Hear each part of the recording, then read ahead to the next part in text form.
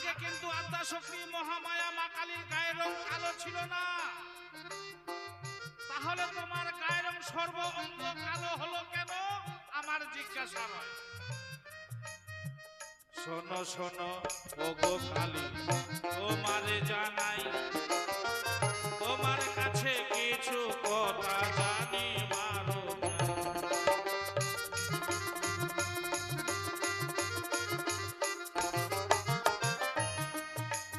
তোমার পূজায় নাকি জবা ফুল লাগে গো, এই জবা ফুল ছাড়া তোমার পূজা নাকি হয় না। কেন তোমার পূজায় জবা ফুল লাগে, এই জবা ফুলের সৃষ্টি কোথায় তুমি বলিবে সবাই।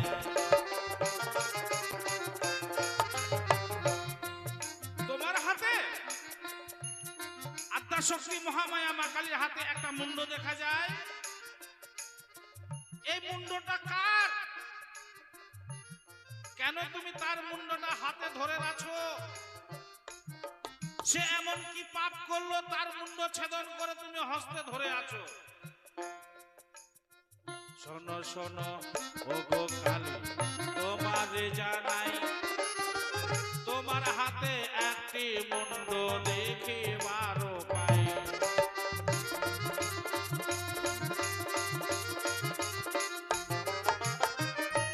এমন কি অপরাধ ছিল তিনার গো,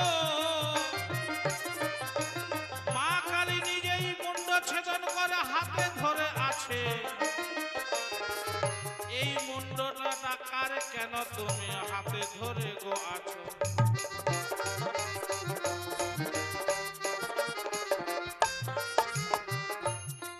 আজকে নারীদের কাছে স্বামী দেবতা, স্বামী পরমেশ্বর, স্বামীকে সেবা পূজা করায়, স্বামীকে ভক্তি প্রণাম করায় নারীদের কর্তব্য। কিন্তু আদ্যাশক্তি মহামায়া মা কালী করেছে কি? স্বামীর বুকের উপরে পা দিয়ে দাঁড়িয়ে আছে। বাবা আছে তো? তাহলে তুমি যদি স্বামীর বুকের উপরে পা দিয়ে দাঁড়িয়ে আছো, মানলাম তোমার সে সময় একটা রূপ দেখা যায় কি, যখনই তুমি স্বামীর বুকের উপরে পা দিয়েছো, সঙ্গে সঙ্গে তোমার লাল জিভখানি বের করে দিয়েছো। এই লাল জিভখানি বের করার কারণটা কি? লাল জিভ বের করেছো ঠিক আছে, তোমাদের সাদা ঝকঝকা দাঁতগুলো আছে, সেই দাঁত দিয়ে জিভখানিকে চেপে ধরে আছো। এটার কারণটা কি? আমরা সকলেই কোন অপরাধ করলে কারোর সঙ্গে পায়ে পায়ে ঠেকাঠেকি গেলে কেউ অনেকেই বাবা জিভে কামড় মারে, মারে না? কিন্তু এই জিভে কামড় মারার কারণটা কি? আমরা সকলেই অনেকে জিভে কামড় মারি, জানি না কেন জিভে কামড় মারি, আমরা জানি না। কিন্তু আদ্যাশক্তি মহামায়া মা কালী যখনই স্বামীর বুকের উপরে পা দিয়েছে, সঙ্গে সঙ্গে মুখ থেকে লাল জিভখানি বের করে তার সাদা ঝকঝকা দাঁত দিয়ে জিভখানিকে চেপে ধরেছে। এর কারণটা কি? অনেকেই আপনারা শিবকালী পালা শুনেছেন, এত মাহাত্ম, এত ভিতর থেকে মাহাত্ম আপনারা শুনেননি, আজকে শুনে যাবেন। কি কারণে স্বামীর বুকের উপরে পা দিয়ে দাঁড়িয়ে আছো গো? আমরা সকলে জানিতে যে চাই। পা দিয়ে দাঁড়িয়ে আছো ঠিক আছে, ভালো মেনে নিলাম, কিন্তু লাল জিভ বের করার কারণটা কি? তাই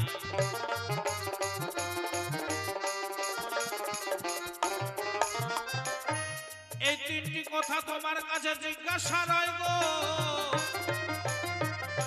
ওগো কালী বলিবে সভায়। কি কি জিজ্ঞাসা করলাম? তুমি স্বামীর উপরে পা দিয়ে দাঁড়িয়ে আছো কেন? তোমার জিভ বের করে সাদা দাঁত দিয়ে চেপে ধরে আছো কেন? তারপরে কামড় দিয়েছে জিভের মধ্যে, এটার কারণটা কি? তোমার হাতের মধ্যে একটা মুন্ড দেখা যায়, এই মুন্ডটা কার?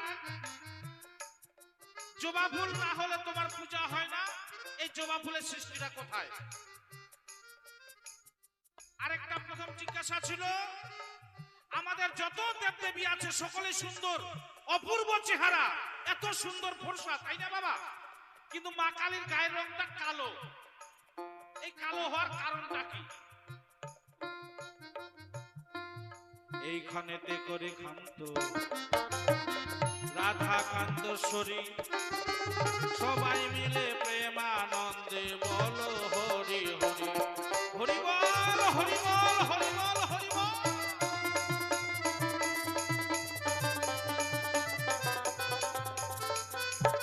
জয় গুরু, জয় গুরু, শ্রী গুরু। আসেন মাননীয় দিদি ভাই আসেন। তেনাকে আজকে আদ্যাশক্তি মহামায়া মা কালীর উকিল হয়ে দাঁড় করানো হয়েছে। দেখা যাক কোন দিকে যায়, আবার আসবো আমি। জয় গুরু, জয় গুরু, শ্রী গুরু। জয় গুরু জয়।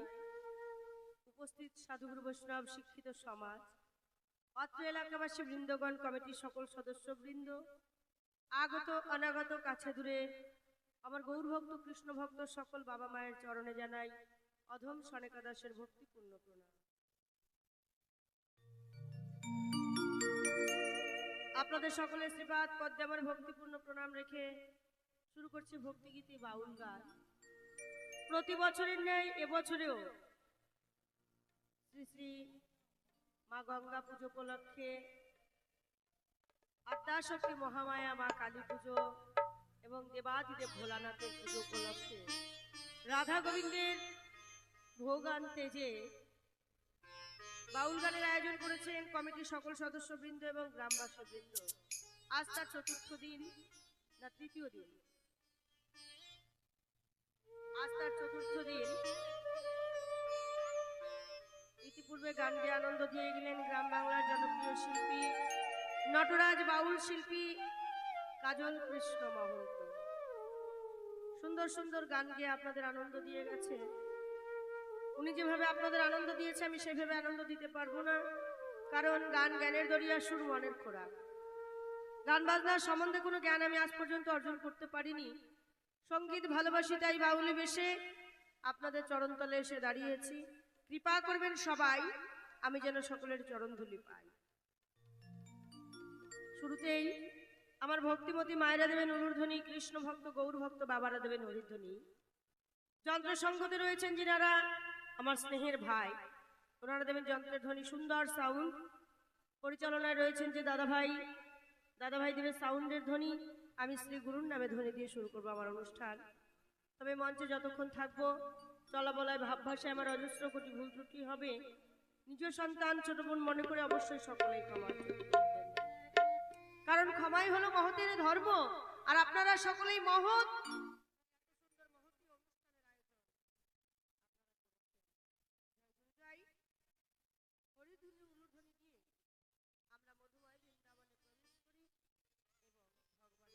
কীর্তন শ্রবণ করি। জয় গুরু।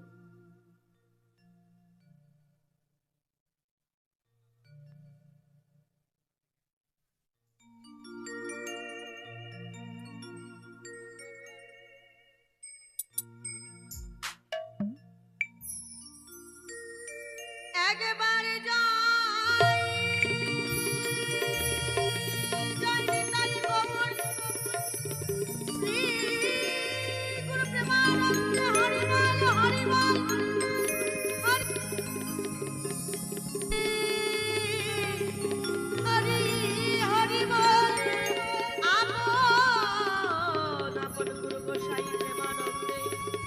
সবাই মিলে বাহু তুলে একবার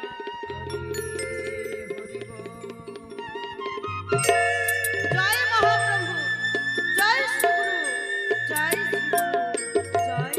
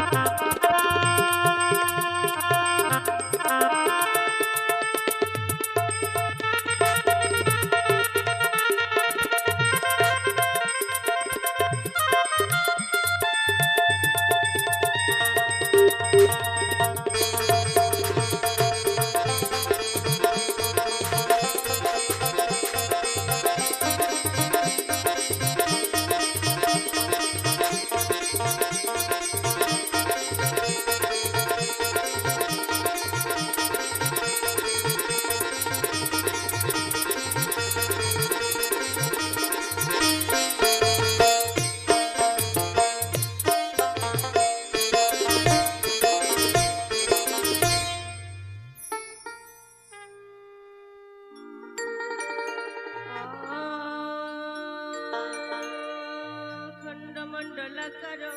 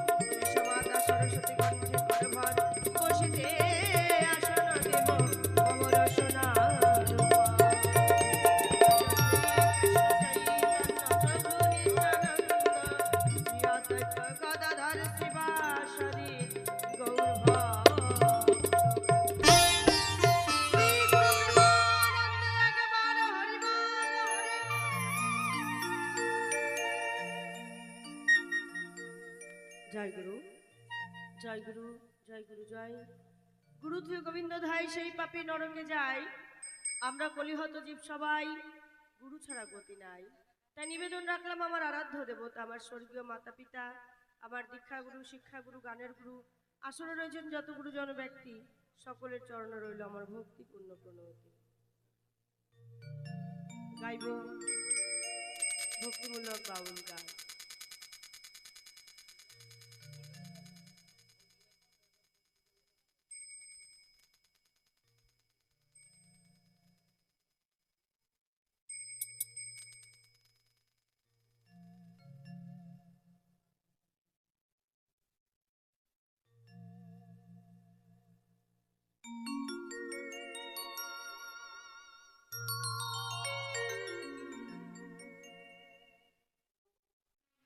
Hello, hello, hello, hello.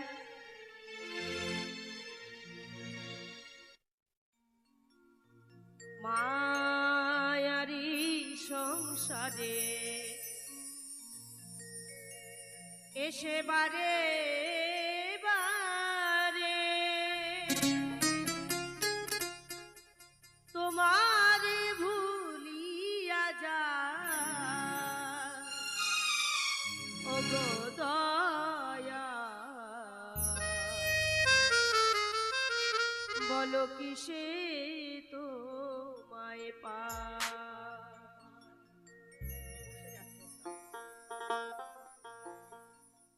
বলো কিসে তোমায় পা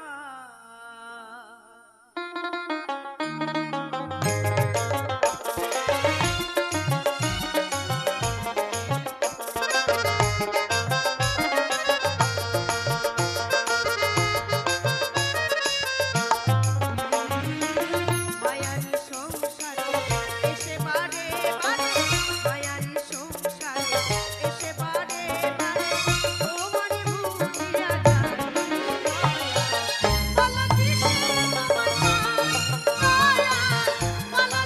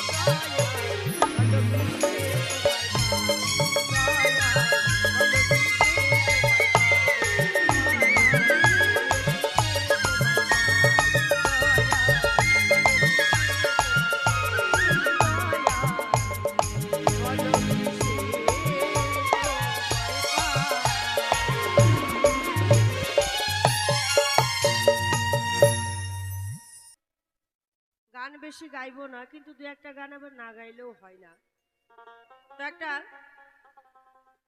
ওপার বাংলাদেশের ভাবক কবি বিজয় সরকারের একটি গান গাইছি। যদিও ভাবক কবি বিজয় সরকার লিখেছে গানটা টপকা সুরের ওপরে। এই যে ভগবানকে আমরা কত নামে ডাকি, কত রকমে, তাই না? ভগবান কার কাছে কেমন, যার কাছে যেমন।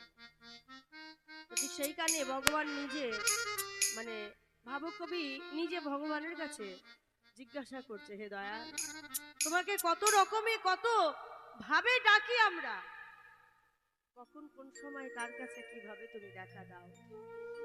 সেখানে দাঁড়িয়ে গানটি গাইছে।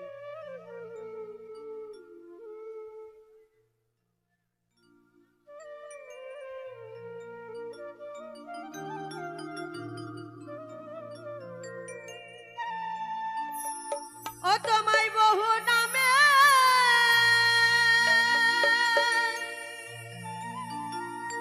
এই ধরা ধামে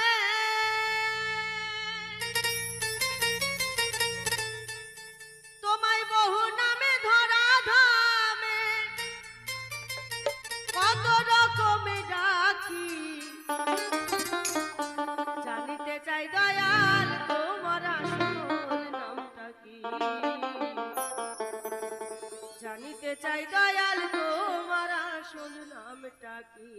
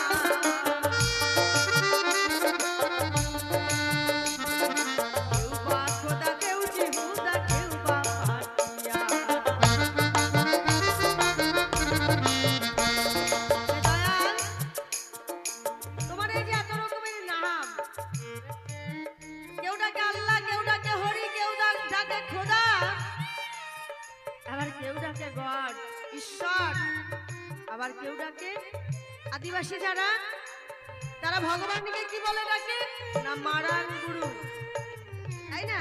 তাহলে এই যে তোমার এত নাম, কোন নামে কখন কার কাছে গিয়ে দাঁড়াও? দয়াল তোমার কাছেই আত্মনিবেদন মম। আমি যখন যেভাবে ডাকি যেন তোমায় পাই, আমার দেহের শেষ নিঃশ্বাসটুকু থাকা পর্যন্ত তোমায় ডাকতে যেন পারি, এই মিনতি জানাই। কেহ তোমায় ডাকে ভগবান,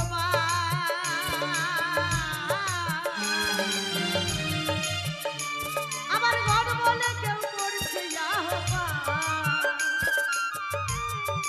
কেউ বা খোদা, কেউ জিহুদা, কেউ বা পাটিয়া।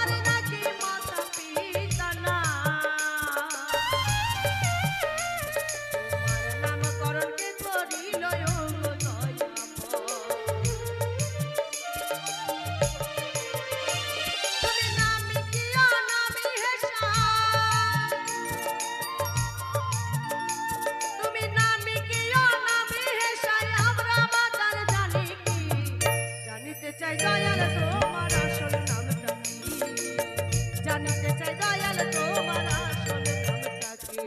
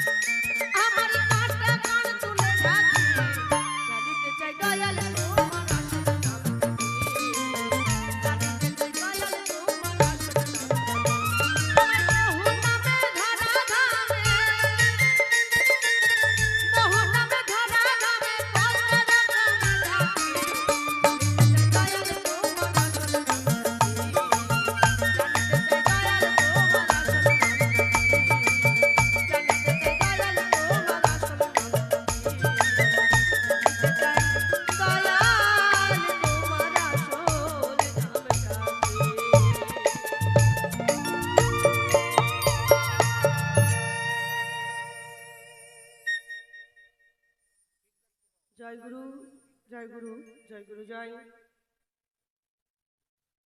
গান গেয়ে বিরক্ত করবো না আপনাদের, কারণ আমার এই ভাঙা সিডির গান দিয়ে আমি আপনাদের আনন্দ দিতে পারবো না, তাই বিরক্তও করবো না।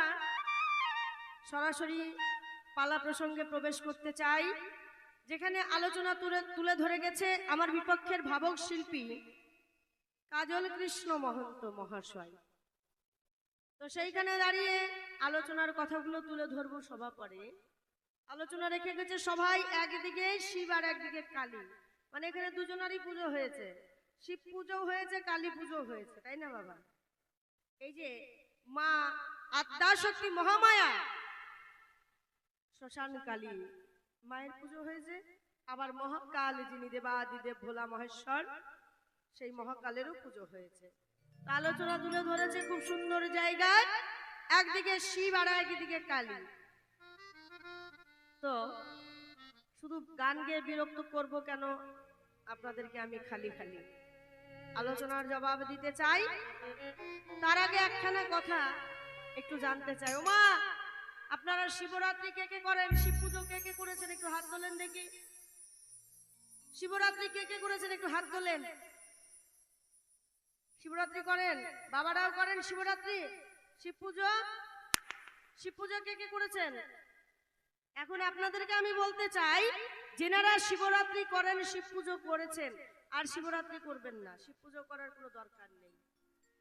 সবাই কালী পুজো করবেন, শক্তির আরাধনা করবেন, শিব পুজো করার কোনো দরকার নাই। কারণ শিবের পুজোর প্রসাদ খেলে কুকুরজনিতে জন্ম নিতে হয়। যে দেবতার পুজোর প্রসাদ খেয়ে কুকুরজনিতে জন্ম নিতে হবে, সেই দেবতার পুজো কেন করব আমরা? সেই দেবতার পুজো করার কোনো দরকার নাই। কেন পুজো করবেন না আমি বলে যাব অবশ্যই সবাই। তার আগে গানে গানে আমি জবাবটা দিতে চাই।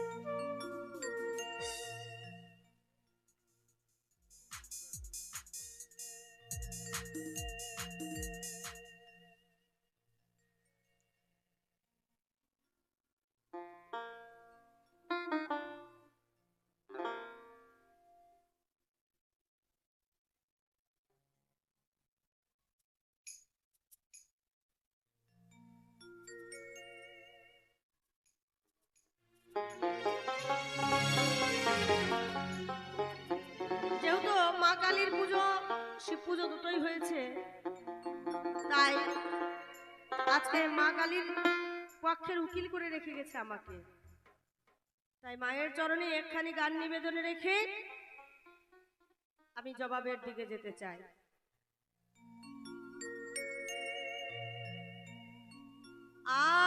আয় মা শ্যামা,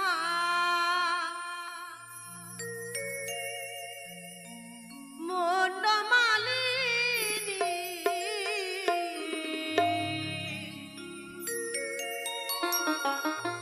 একবারে নেচে নেচে আয় মা গো, আয় মা কালী, একবারে নেচে নেচে আয় মা গো, আয় মা কালী।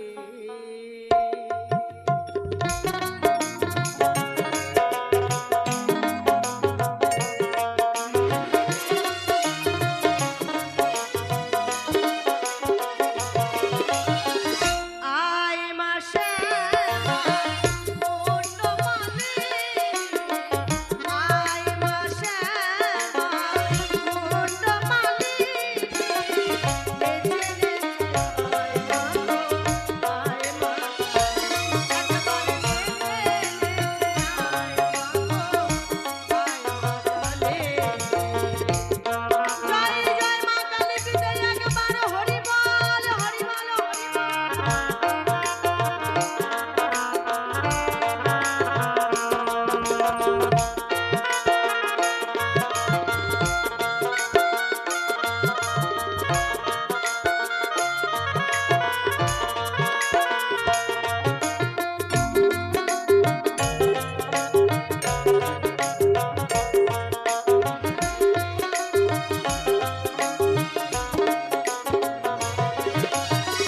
তোমার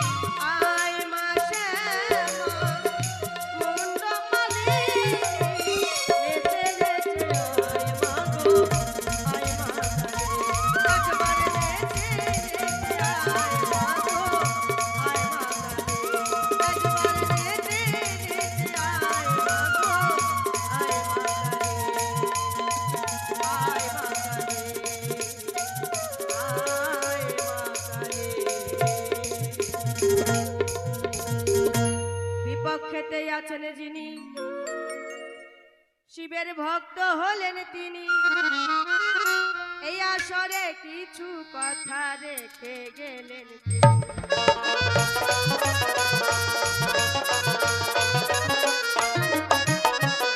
শোনো শোনো ওহে শিব ভক্ত তোমার জানাই, তোমার সকল কথার জবাব দেব এ ধর্ম সভায়।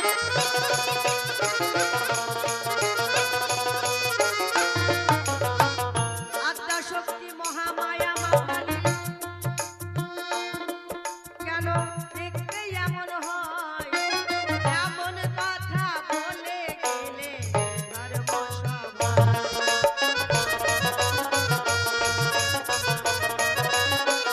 বলে গেছে সকলে দেবতারা দেখতে এত সুন্দর, তাহলে মা কালী দেখতে কেন এমন এত ভয়ঙ্কর কেন? আচ্ছা আপনারা বলুন তো, মা কালী কি দেখতে খারাপ? মা কালী কি দেখতে খারাপ? হ্যাঁ কি বাবা, দেখতে খারাপ মা কালী? মা এত সুন্দর, মায়ের মতো সুন্দর এই পৃথিবীতে আর কেউ নেই। এত সুন্দরী মা, কারণ মায়ের তো আর একটা রূপ না, মায়ের 108টা রূপ। এই 108টা রূপের মধ্যে একটা রূপ হলো কালী রূপ। এই রূপটা মা কেন ধারণ করলো? মা যদি তখন এই রূপটা না ধারণ করত, তাহলে এই বিশ্ব ব্রহ্মাণ্ড, এই পৃথিবী রক্ষা হতো না। অসুরেরা যজ্ঞ করিল যখন, সকল দেবতাগণ মায়ের আরাধনা করিল তখন।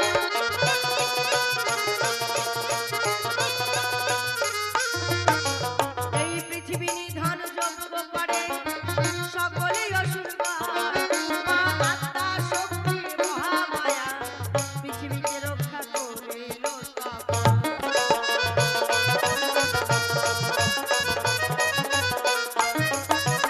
অসুরেরা একটা যজ্ঞ করেছিলেন, সেই যজ্ঞতে যে আহুতি দিয়েছিলেন, বড় বড় পাথর পর্বত এনে ওই যজ্ঞে আহুতি দিয়েছিলেন। আর ওই যজ্ঞের যা ধোঁয়া উঠেছিল, ওই ধোঁয়াতে সারা পৃথিবী অন্ধকার হয়ে গেছিল। বাবা এই যে আমাদের কিন্তু কয়েকটা দেশ আছে, অন্ধকার ধন্ধকার নিঃশব্দ নৈরাকার, এই যে 4টি দেশ, তাই না? তাহলে অন্ধকার ধন্ধকার নিঃশব্দ নৈরাকার, এই অন্ধকার দেশ পরিণত হয়েছিল তখন। তাহলে এই অন্ধকার দেশ থেকে আমাদের রক্ষা করেছে কে?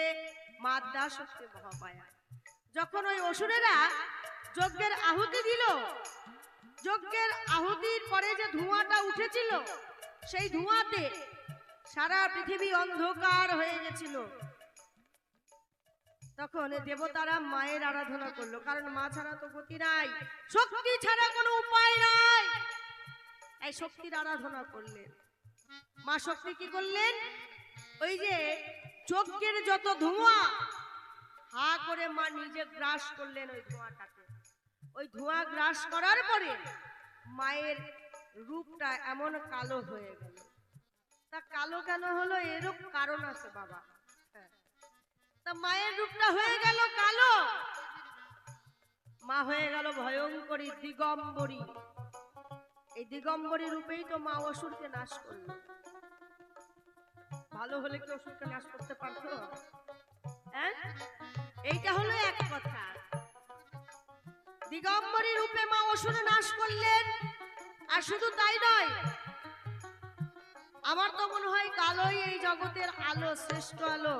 কারণ অনাদির আদি সৃষ্টি স্রষ্টা বিশ্ব ব্রহ্মাণ্ডের মালিক যিনি, তিনি নিজেই তো কালো, যিনি নিজেই পৃথিবীটাকে সৃষ্টি করেছেন, সব কিছু যিনি নিজে সৃষ্টি করেছেন, তার রংটা কালো।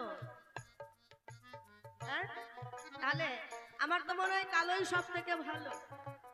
দেখুন, যত সুন্দর মানুষ হোক না কেন, তার চুলগুলো যদি সাদা হয়, তাকে দেখতে ভালো লাগবে বাবা? দেখতে ভালো লাগবে না। চুলটা কালো বলেই মানুষকে লাগে ভালো। তারপরে চোখের মণি, এই চোখের মণিটা কালো বলে এত সুন্দর পৃথিবীটাকে আমরা দেখতে পাচ্ছি।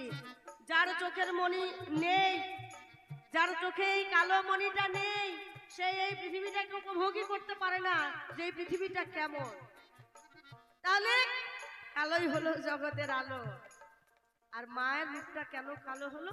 কিঞ্চিত ভাবে বলা হলো, কিঞ্চিত ভাবে ধরে ধরে জবাব দিতে চাই।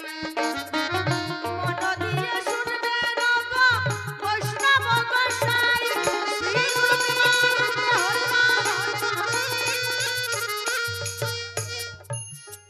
মায়ের রূপটা হলো কালো।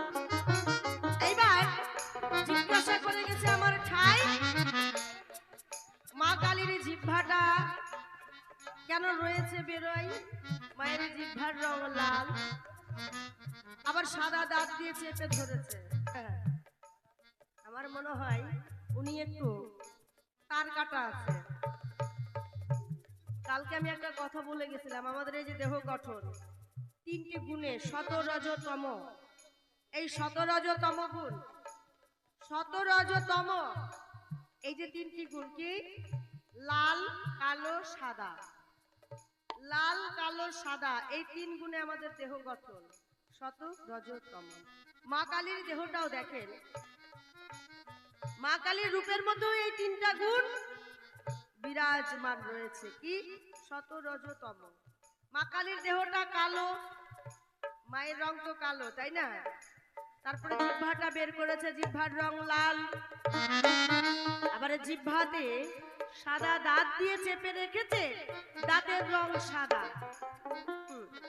তাহলে 3 গুণে মায়ের দেহ গঠন, শতরজতম গুণে মায়ের দেহ গঠন। এটাই বোঝাচ্ছে মা কালী এই শতরজতম গুণ। এই শতরজতম গুণে যে মনের দেহ গঠন, তার মধ্যে সবথেকে খারাপ হচ্ছে রজগুণ। দেবতা আর দৈত্যদের সাথে যখন বেঁধেছিল রণ, আত্মা শক্তি দৈত্যদের সাথে যুদ্ধ করিল তখন।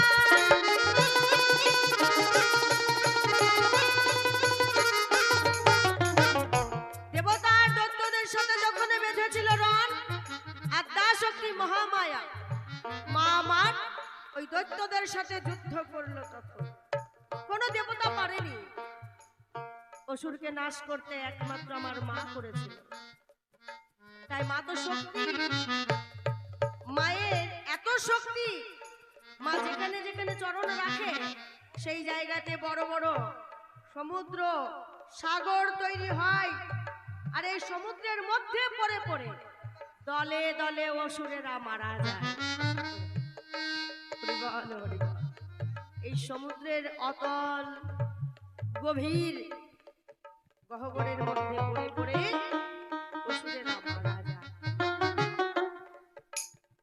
এবার শত শত হাজার হাজার লক্ষ লক্ষ অসুর ওই সমুদ্রের মধ্যে পড়ে পড়ে মারা যাচ্ছে। আর মা অসুরদেরকে কাটতে শুরু করেছে একদিক থেকে, কাটতে কাটতে আর ওই সমুদ্রের মধ্যে পড়তে পড়তে অসুরের বংশ একেবারে ধ্বংস। এমন সময় সকল অসুর যখন শেষ, মা যেখানে চরণ রাখে সেই জায়গায় বড় বড় সমুদ্র সাগর তৈরি হয়। আর ব্রহ্মা বিষ্ণু মহেশ্বর এই যে ত্রিদেব, ব্রহ্মা বিষ্ণু মহেশ্বরের ত্রিদেব মনে ভাবিল যে তাই এমন ভাবে বুঝি এখন হইবে মহাপ্রলয়।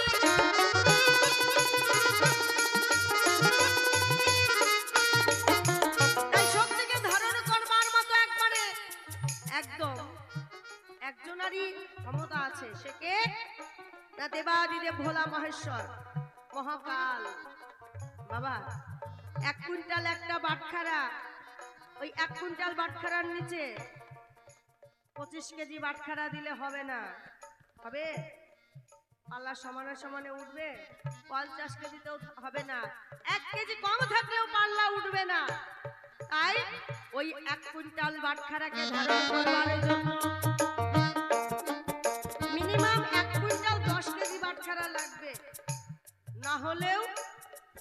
একটু বেশি হলেও লাগবে।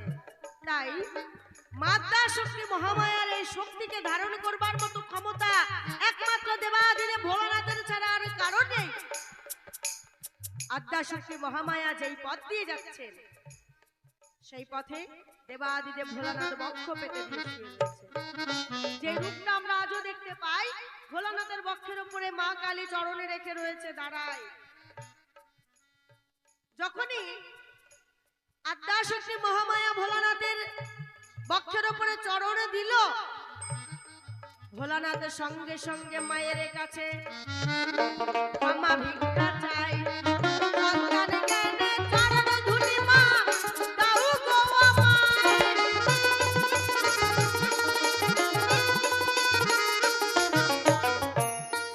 যখনই ভোলানাথের বক্ষের উপরে মা কালীর চরণে পড়েছে, মা নিচের দিকে চেয়ে দেখে ভোলানাথ হাতে যে খাড়া মানে খড়গ, এই খড়গটা তুলেছে। খড়গটা তোলার সঙ্গে সঙ্গে ভোলানাথ করজোড়ে মিনতি করে মায়ের কাছে প্রার্থনা জানাচ্ছে, মা ও মা, তুমি না জগৎ জননী, তাহলে তুমি জগৎ জননী যদি হবে, এই জগতের আমিও একজন সন্তান। আমি সন্তান জ্ঞানে এসেছি তোমার চরণ তলে, মা ঠাই দিতে চাই। কৃপা করে তুমি ঠাই দাও আমায়। এবার কেউ যদি কাউকে মা বলে ডাকে, হ্যাঁ, তাকে কি কেউ ক্ষমা না করে থাকতে পারে? যেমন ঠাকুর রামকৃষ্ণদেব, ঠাকুর রামকৃষ্ণদেব স্বামী বিবেকানন্দকে নিয়ে যখন আমেরিকার চিকাগো শহরে যান, আমেরিকার চিকাগো শহরে প্রবেশ করার পরে এক ইংরেজ কন্যা স্বামী বিবেকানন্দকে মনে মনে স্বামী রূপে বরণ করে। মনে মনে যখন তাকে স্বামী রূপে বরণ করে, ভেবেছিল মনে মনে তাই, এমন সুপুরুষকে যদি আমি আমার স্বামী রূপে পাই,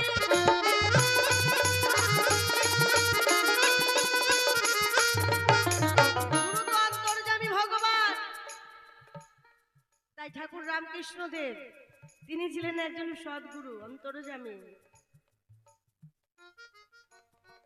বিবেকানন্দ, স্বামী বিবেকানন্দকে যে সেই ইংরেজ কন্যা স্বামী রূপে পেতে চাইছে, এটা কিন্তু ঠাকুর রামকৃষ্ণদেব বুঝতে পেরেছিলেন। যখনই বুঝতে পারলেন, ঠাকুর রামকৃষ্ণদেব স্বামী বিবেকানন্দকে ডেকে ডেকে কয়, ওরে শালা, যা আগে মা বলে প্রণাম কর। কারণ যেখানে যাকে মা বলবি সেই জায়গায় আর কোনো চাওয়া পাওয়া থাকবে না। মা কখনো সন্তানের কাছে কিছু চায় না। ঠাকুর রামকৃষ্ণের এমন বাণী শুনে স্বামী বিবেকানন্দ মনে মনে ভাবলেন, তাই গুরুদেব নিশ্চয়ই কোনো খারাপ কিছুর সংকেত পায়। তাড়াতাড়ি গিয়ে ওই ইংরেজ কন্যার চরণ ধরে ডাকে, ও মা, মাগো, আমি তোমার চরণে প্রণাম জানাই। যখনই মা বলে ডেকেছে, তার মনের ভ্রম সব ভেঙে গেছে। কিন্তু মা বলে ডাকার পরে তো আর কিছু হতে পারে না। তখন সেই ইংরেজ কন্যা বললেন, তুমি যখন আমায় মা বলে ডেকেছো, আমি তোমাকে সন্তান রূপেই দেখব, কিন্তু আমি তোমার সঙ্গেই যেতে চাই।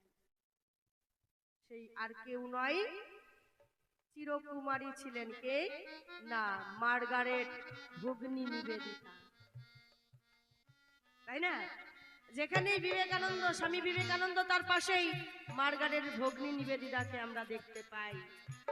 মার্গারেট ভগ্নী নিবেদিতা মনে মনে ভেবেছিল, তাই স্বামী রূপে এমন পুরুষকে আমি বরণ করতে চাই।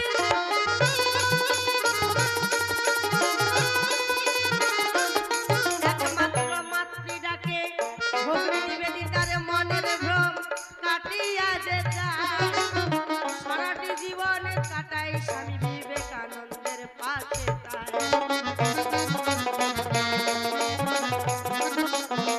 স্বামী বিবেকানন্দের সঙ্গে জীবন কাটিয়েছে, কিন্তু সম্পর্কটা ছিল কেমন? মা আর সন্তান। তাই যদি কখনো কেউ কাউকে মা বলে ডাকে, মা ডাকের উপরে আর কোনো কিছু হতে পারে না বাবা। হ্যাঁ, তাই ভোলানাথে যখন কালীর চরণ তলে মা বলে ডেকেছিল হায়, আদ্যা শক্তি মহামায়া ভোলানাথকে বুঝায়।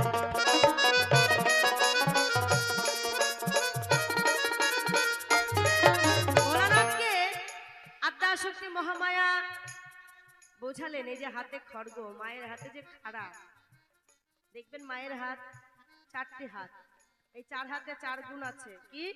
ধর্ম, অর্থ, কর্ম, মোক্ষ। এই যে চারটি হাত, মায়ের চার হাতে চার গুণ, ধর্ম, অর্থ, কর্ম, মোক্ষ। একটি হাতে মা খাড়া ধরে কর্ম করে যায়, মুন্ডমালা ধরে মা ধর্মকে রাখে তাই।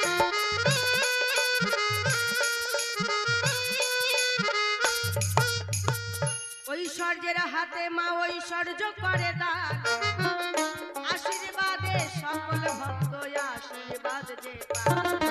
জয় জয় মা কালী, জয় হরিবল হরিবল।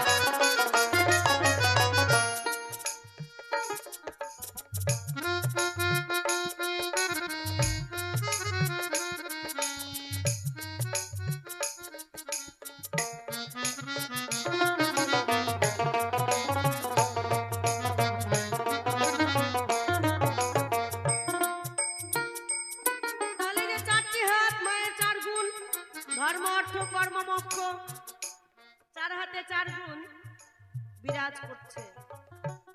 এবারে যে হাতে খাড়া রয়েছে, হাতের খাড়া মা ভোলানাথকে বোঝায়। আবার দেখেন মায়ের জিহ্বাটা কিন্তু রয়েছে বেরিয়ে, তাই না? আবার মা বাবার বুকের উপরে রয়েছে দাঁড়ায়। শত রজতম গুণের মধ্যে যে সব থেকে খারাপ গুণ, এটা হচ্ছে রজগুণ। ঐশ্বর্যের প্রতীক রজগুণ, লোভের প্রতীক রজগুণ, আর শতগুণ হচ্ছে সৎ। তাই মা কালীর যে জিহ্বাটা বেরিয়েছে, লাল জিহ্বা, এই জিহ্বাকে আবার দেখেন সাদা দাঁত দিয়ে চেপে রেখেছে। মানে রজগুণকে বশ করতে গেলে শতগুণের প্রয়োজন হয়। শতগুণ না থাকলে রজগুণকে বশ করা যায় না। তাই লাল জিহ্বাকে দমন করেছে সাদা দাঁত দিয়ে, তাই না? তাহলে শতরজ, সাদা দাঁত আর লাল জিহ্বা গেল শতরজ। এবার তমগুণটা কোথায়? মা কালীর দেহটা দেখুন, কালো রঙ হয়। এই তমগুণে কালো রঙের প্রমাণ হলো তাই।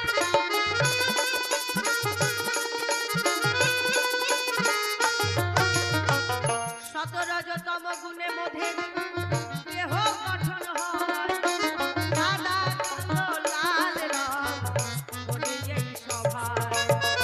হরিবল হরিবল হরিবল। এই তো তোমার দ্বিতীয় কথার জবাব হলো শেষ, পরবর্তী কথায় আমি করিব প্রবেশ।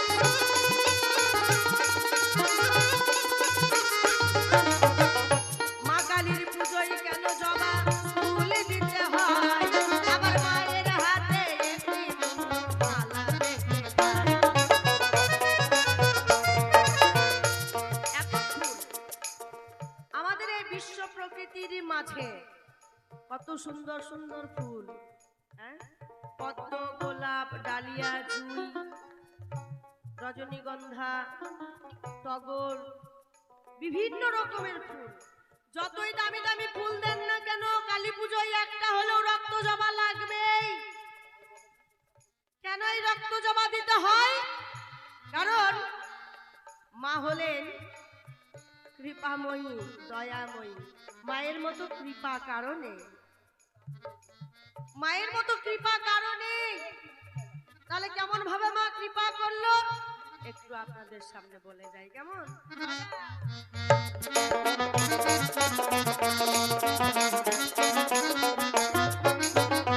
রক্তবীজের নামে একজন অসুর ছিল হাই,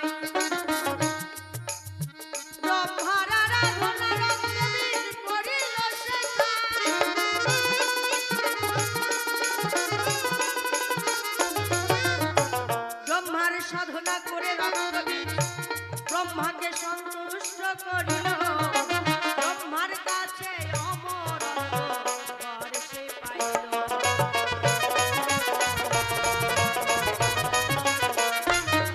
রক্তবীজ নামে একজন অসুর ছিল। এই রক্তবীজ ব্রহ্মার সাধনা করেছিলেন, কঠোর সাধনা। কেমন সাধনা? হেড মুন্ড ঊর্ধ্বপদ, এই মাথাটা মাটির নিচে আর পা দুটো গাছের ডালে বাঁধা।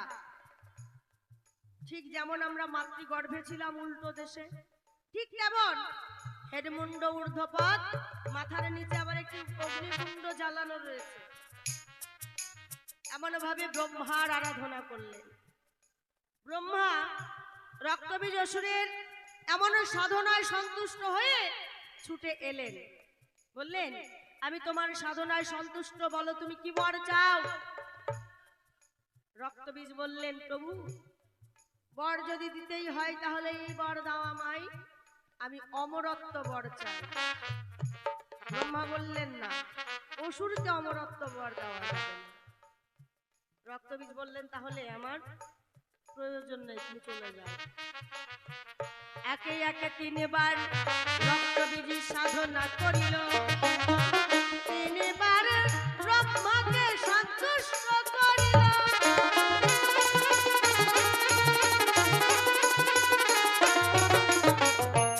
অবশেষে ব্রহ্মা হইয়া নিরুপায়, ব্রহ্মা বিষ্ণু মহেশ্বরকে বসিল সভায়।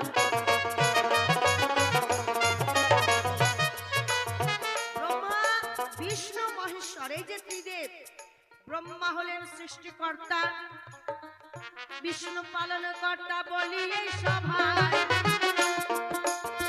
ভোলানাথ সংহার কর্তা তোমাদের জানা।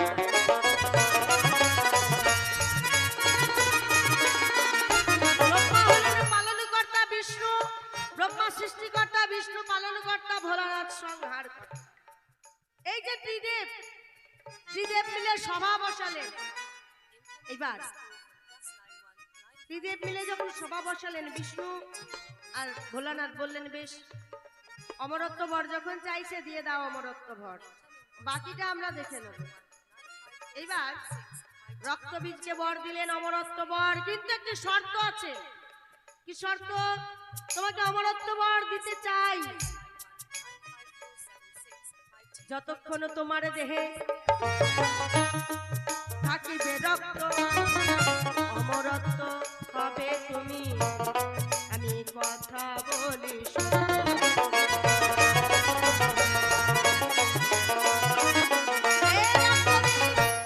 তোমাকে অমরত্ব বর দিলাম, কিন্তু তোমার দেহের রক্ত যতক্ষণ থাকবে তুমি ততক্ষণ অমর। তোমার দেহের রক্ত শূন্য হয়ে গেলে তোমাকে মৃত্যুকে বরণ করতে হবে। রক্তবীজ বললেন তাই হবে, কিন্তু আমার যে আরেকটি চাওয়া আছে। কি? আমার দেহের রক্ত যদি এক ফোঁটা মাটিতে পড়ে, সেখান থেকে শত শত রক্তবীজের সৃষ্টি হবে, এই বর দাও তুমি মরে। বললেন তথাস্তু। এবার বর তো দিয়ে দিল, রক্তবীজের তাণ্ডব বেড়ে গেল। সর্বপ্রথমে রক্তবীজ স্বর্গে ইন্দ্রদেবের ইন্দ্রপুরীটাকে দখল করল। দেবতারা অসুরের এমন অত্যাচারে অতিষ্ঠ হয়ে উঠল, অসুরের এই অত্যাচার আর সহ্য করতে পারছে না। তখন কি করলেন? শক্তির আরাধনা করলেন, শক্তি আবির্ভূত হয়। সকলে দেবতা শক্তিকে দেখো প্রণাম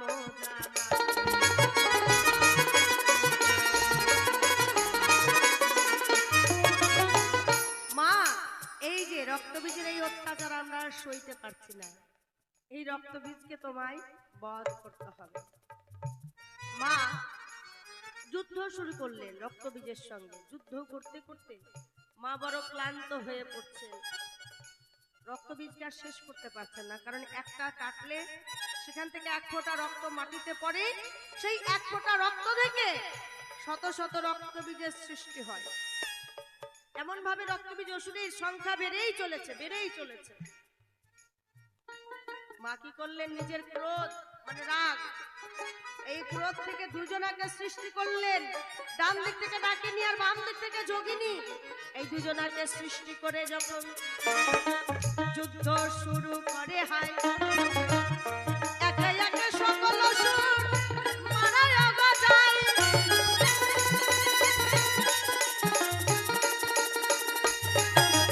মাকে অসুরদের কাটছেন, ফেলে দিচ্ছে। ওই রক্ত এক ফোঁটাও মাটিতে পড়তে দেয় না। ডাকিনী আর যোগিনী রক্ত চুষে চুষে খাচ্ছে। এইবার মুন্ডু যদি মাটিতে ফেলে, ওই মুন্ডু থেকে আবার রক্তবীজের অসুরের সৃষ্টি হবে। তাই মা ওই মুন্ডু মাটিতে না ফেলে একটা একটা করে মুন্ডু তুলে মালা করে হয় সুন্দরভাবে। মা দেখো পড়িল গলায়, জয় জয় মা কালী বিজয় তোমার হরিনাম। মা কালীর গলায় আমরা যে মালা দেখতে পাই, ওই রক্ত বীজের মুন্ড থেকে রক্ত দেখো মুন্ড মালা হয়।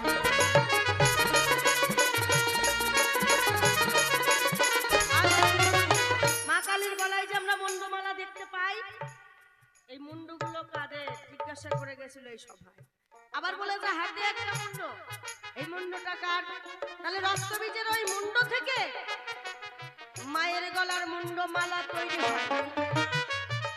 এবার সকল অসুর শেষ, অবশেষে যে রক্তবীজ তার মুন্ডটা কাটিয়া যে নিল, মা নিজ হস্তে রক্তবীজের মুন্ড ধারণ করিল।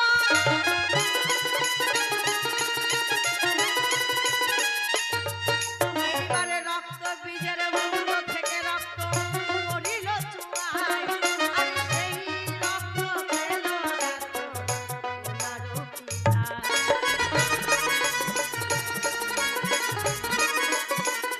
মা কালীর হাতে যে একটা মুন্ড আছে, এই হাতে একটা মুন্ড আছে না, ওই মুন্ডটা যেটা আসল রক্তবীজ, তার মুন্ডটা এখানে ধরলো।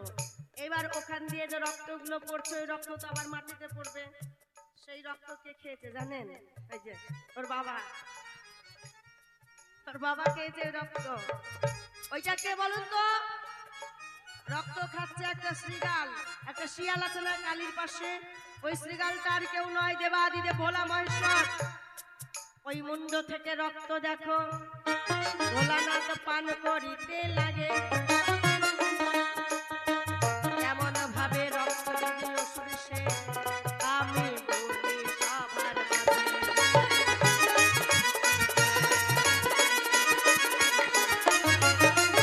এইবার অবশেষে এক ফোঁটা রক্ত মায়ের চরণে পড়িল। ওই এক ফোঁটা রক্ত থেকে রক্তবীজ রক্ত জবার জন্ম হইল।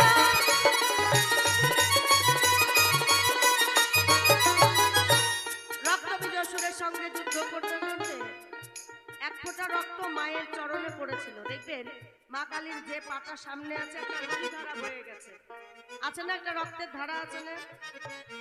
ওই এক ফোঁটা রক্ত মায়ের চরণ ধরে মিনতি করে বলছো, ও মা, এত যুদ্ধ, এত অপরাধ, এত অন্যায় করলাম তোর সাথে, এত অন্যায় করার পরেও অবশেষে তোর চরণতলে ঠাই পেলাম। মা, কৃপা করে তোর চরণে ঠাই দিই, কৃপা করে ওই চরণে ছাড়া করিস না। মা তো স্নেহময়ী, মমতাময়ী, কৃপাময়ী। মা কি করলেন? ওই এক ফোঁটা রুদি ধারা তুলে দেখো মাটিতে রোপণ করিল। সেই জায়গা থেকে একটি বৃক্ষের সৃষ্টি যে হইল। এক ফোঁটা রক্ত মা চরণতল থেকে তুলে মাটিতে রোপণ করলো, মানে পুঁতে দিল। সেখান থেকে যে বৃক্ষের সৃষ্টি হলো, সেই বৃক্ষে যে ফুল হলো, সেই ফুলগুলোই রক্ত জবা নামে পরিচিত। তাই কালী পুজো দিতে গেলে দেখো রক্ত জবার প্রয়োজন হয়। রক্ত বীজের দেহ থেকে রক্ত জবার জন্ম হয়।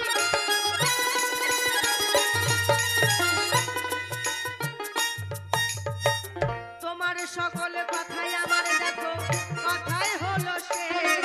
এইবার তোমার কাছে কিছু কথা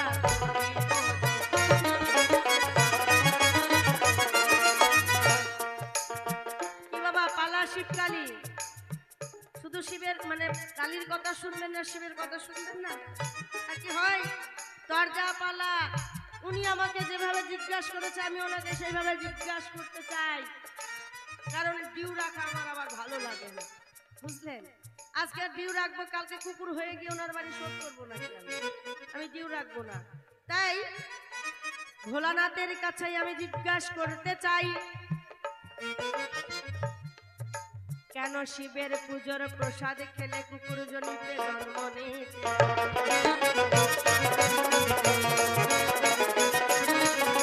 মায়েরা, শিবের পুজো করার কোনো দরকার নাই, আজ থেকে সবাই কালী পুজো করবেন। সবাই বলুন জয় জয় মা কালী, পিতা হরিবল হরিবল, মা কালী কি জয়, মা কালী কি জয়, মা কালী কি।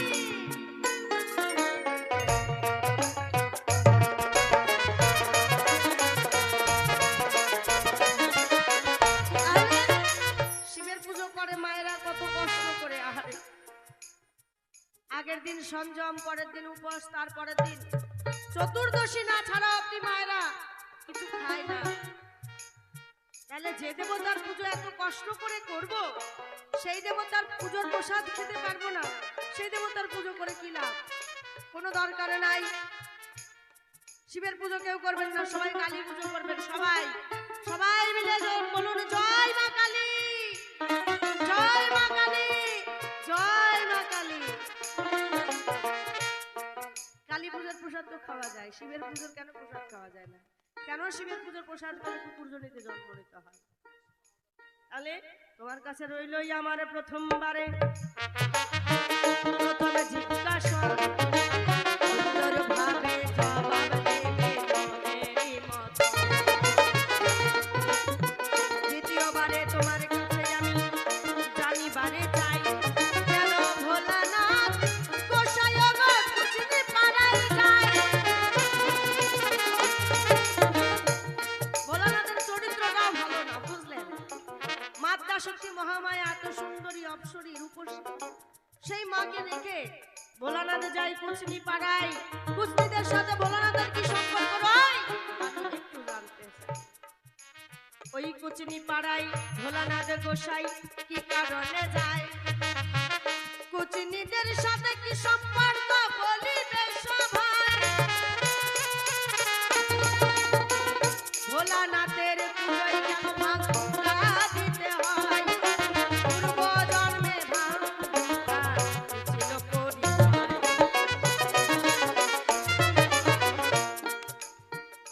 শিবের পূজায় যত ভালো ভালো মন্ডা মিঠাই ভোগ বাতাসা দেন না কেন, ভাং ধুত্রা গাঁজা, এই ভাং ধুত্রা গাঁজা দিতেই হবে।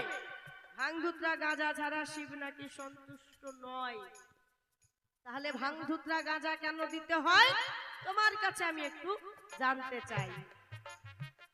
প্রথমবারে তোমার কাছেই আমার রইল জিজ্ঞাসা, সুন্দরভাবে জবাব দেবে মনেরই মতো।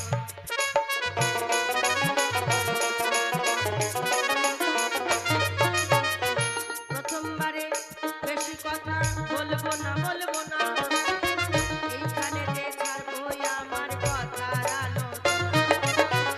প্রথমবারে যদি আমি একাই বলি বেশি, শ্রোতাগণে সবাই হয়তো হবেন বয়া। এই আসরে আছেন যত কৃষ্ণ ভক্তগণ,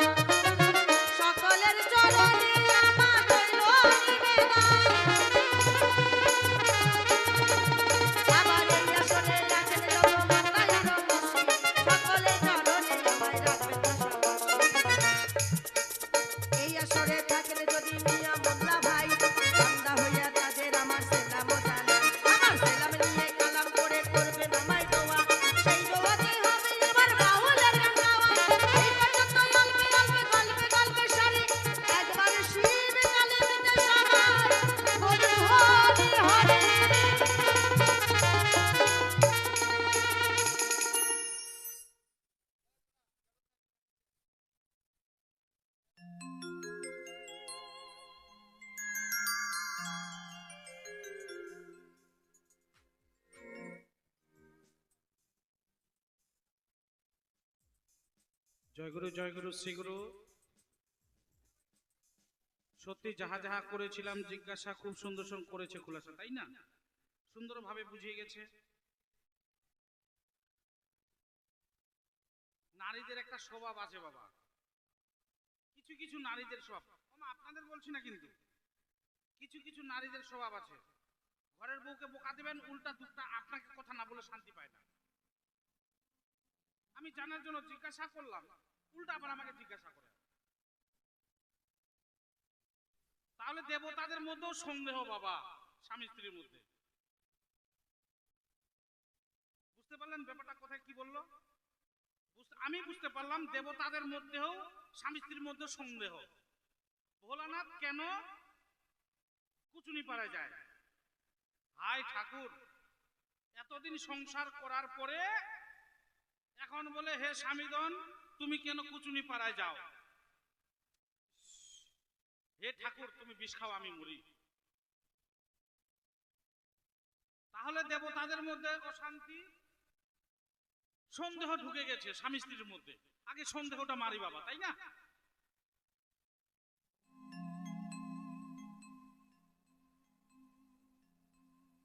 শোনো শোনো ওগো কালী, ওগো আমি তোমারে জানা, কি কারণে আমি কুচনি পাড়া যাই বলিব সভায়।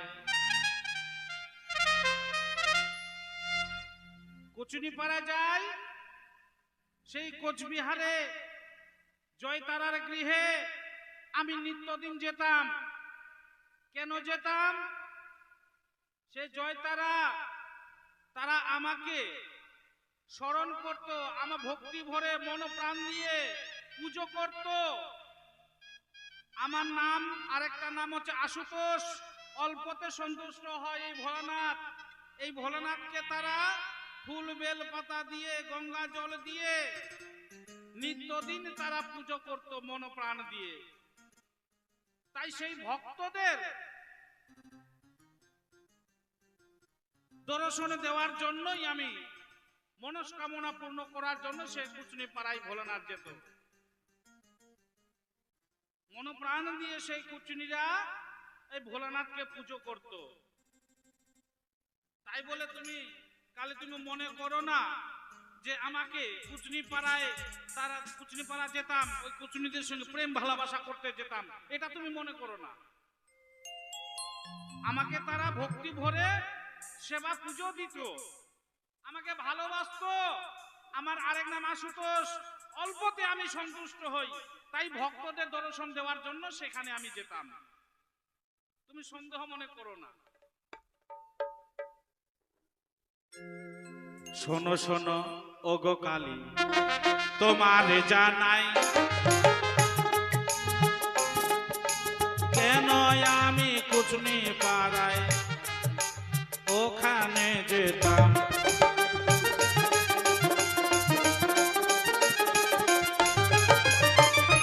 আমার আরেক নাম আশুতোষ গো, ওগো বলি যে সভায় অল্পতে সন্তুষ্ট হই আমি বলিলাম সভায়।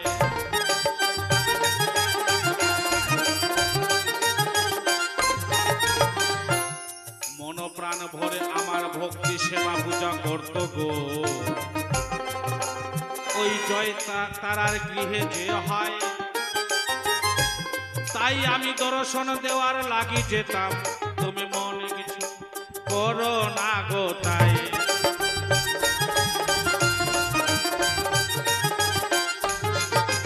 এক নাম্বার জিজ্ঞাসা গেল। দ্বিতীয় নাম্বার জিজ্ঞাসা, তুমি গাঁজা ভাঙ ধুতুরা খাও কেন? ভোলানাথের কাছে কোনো টাকা ছিল না যে একটা সিগারেট কিনে খাবে বাবা। ভোলা মানুষ শ্মশানে মশানে পড়ে থাকে, পকেটে কোনো টাকা করি নাই, তাই যাই পায় তাই সেবা করে। কিন্তু ভোলানাথ আগে গাঁজা ভাঙ ধুতুরা খেত না। তাহলে ভোলানাথ আগে কি খেত আমাকে জানতে হবে আমাদের, তাই না বাবা? ভোলানাথ তার পরম ভক্ত উদয়নাগ একটি সর্প, সেই সর্পের ছবল খেয়ে সিদ্ধি করত। পার্বতী একদিন দেখে যে আমার স্বামী ধন বনের মধ্যে গিয়ে তার পরম ভক্ত উদয়নাগ একটি সর্প, সেই সর্পের ছবল নিচ্ছে। পার্বতী বলছে, না জানি আমার স্বামী কোন দিন এই সর্পের ছবলে মারা যায়, এর ব্যবস্থা আমাকে করতে হবে।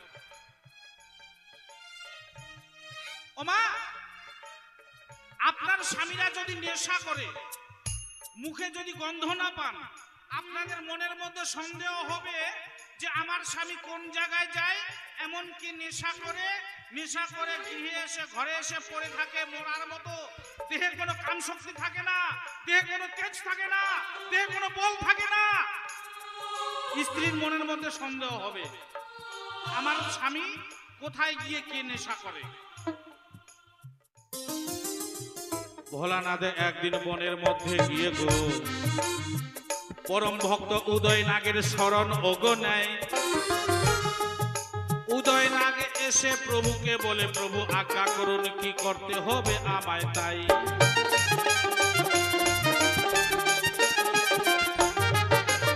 বলছে, উদয়নাগ আমার সিদ্ধি করার সময় হয়ে গেছে বাবা, আমি আমার জিভখানি পেতে দিচ্ছি, তুমি আমার জিভের মধ্যে ছবল মেরে দাও। ভোলানাথ মুখ থেকে জিভখানি বের করে দিল। উদয়নাগ সর্প এসে ভোলানাথের জিভের মধ্যে ছবল মেরে দিল।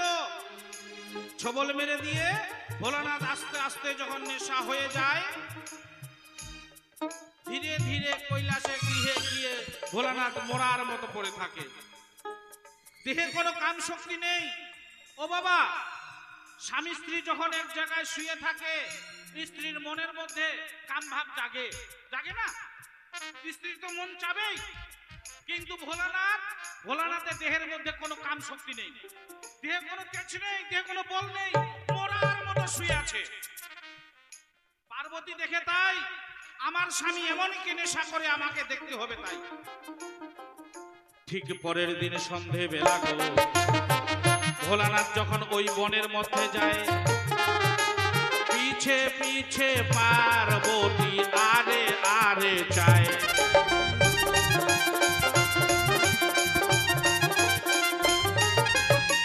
ভোলানাথ যখন বনের মধ্যে যায়, পিছে পিছে গাছের আড়ালে আড়ালে পার্বতী দেখে, দেখা যাক আমি আমার স্বামী কোন দিকে যায়, কি নেশা করে আজকে। ভোলানাথ যখন বনের মধ্যে গিয়ে উদয়নাগ পরম ভক্তকে শরণ নিল, ভক্ত এসো, আমার সিদ্ধি করার সময় হয়ে গেছে।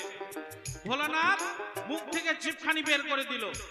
উদয়নাগ এসে ছবল মেরে দিয়ে চলে যাচ্ছে।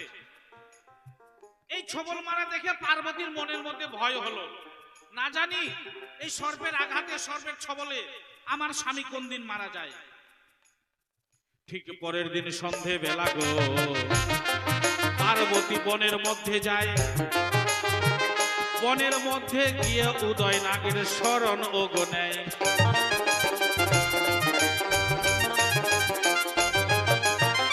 ঠিক ভোলানাথ যখন ওই নেশা করার জন্য বনের মধ্যে যায়, কিছুক্ষণ আগে পার্বতী বনের মধ্যে গেছে, গিয়ে উদয়নাগের শরণ নিচে উদয়নাগকে ডাকছে, বাবা ভক্ত উদয়নাগ, তুমি যেখানে থাকো তাড়াতাড়ি এসো।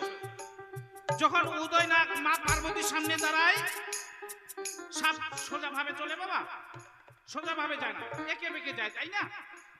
পার্বতী উদয়নাগকে ধরে ফেলেছে। যখনই ধরে ফেলে, পার্বতীর কাছে লুকানো ছিল একটা ছুরি, একটা অস্ত্র। যখনই উদয়নাগকে ধরে ফেলে, পার্বতী করেছে কি, উদয়নাগকে একখানি কোপ মেরে দিয়েছে। যখনই একটা কোপ মেরে দেয়, উদয়নাগ সঙ্গে সঙ্গে সেখানে মারা যায়। কেটে ফেলেছে উদয়নাগকে। মনে করেন এটা উদয়নাগ, এটা সর্প বাবা, কেমন? উদয়নাগ এটা সর্প, এইদিকে মাথা, এইদিকে লেজ, এইভাবে আছে উদয়নাগ, একে বেঁকে আছে। এখানে একটা কোপ মেরেছে, তাহলে কয় টুকরা হবে? এখানে কোপ মারলো, এটা মাথা, এটা লেজ, এটা ধর, কয় টুকরা হবে? 3 টুকরা হবে, তাই না? যখন পার্বতী এই উদয়নাগকে 3 খণ্ড করে মেরে ফেলেছে, মেরে ফেলে কেটে ফেলে পার্বতী কৈলাসে গৃহে ফিরে চলে গেছে। ঠিক সন্ধেবেলা ভোলানাথ গো ওই বনের মধ্যে যায়, বনের মধ্যে গিয়ে ভোলানাথ ভক্তের শরণ নেয়।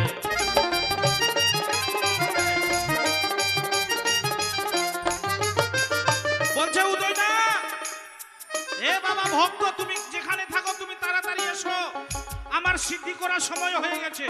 কিন্তু ভক্ত আর আসে না। ভক্ত কি করে আসবে? তার আগেই মা পার্বতী তাকে মেরে ফেলেছে, কেটেই ফেলেছে। বলছে ভক্ত উদয়নাথ, তুমি তাড়াতাড়ি এসো বাবা, আমার সিদ্ধি করার সময় হয়ে গেছে। যে ব্যক্তি নেশাগ্রস্ত, সেই ব্যক্তি সময় মতো যদি নেশা না পায় বাবা, হাত পা কাঁপা শুরু করে না, হাত পা বেঁকে আসে, নেশা করার জন্য সময় হয়ে আসে। যারা বিভিন্ন রকম দামি দামি নেশাগ্রস্ত করে, যারা ইঞ্জেকশনের দ্বারা নেশা করে, তারা টাইম মতো যদি এই ইঞ্জেকশন না পায়, নেশা না পায়, তাদের হাত পা কাজ করে না, হাত পা বেঁকে যায়, কাঁপে বাবা। ঠিক ভোলানাথের তাই, হাত পা কাঁপা শুরু হয়ে গেছে। বলছে ভক্ত তুমি তাড়াতাড়ি এসো বাবা, আমার সিদ্ধি করার সময় হয়ে গেছে। ভক্ত আর আসে না। মনের মধ্যে ক্রোধ হয়ে, রাগ হয়ে পার্বতীর সামনে গিয়ে বলে, পার্বতী আমার পরম ভক্ত উদয়নাথ কোথায় তুমি জানো? ভোলানাথ পাগলের মতো হয়ে গেছে।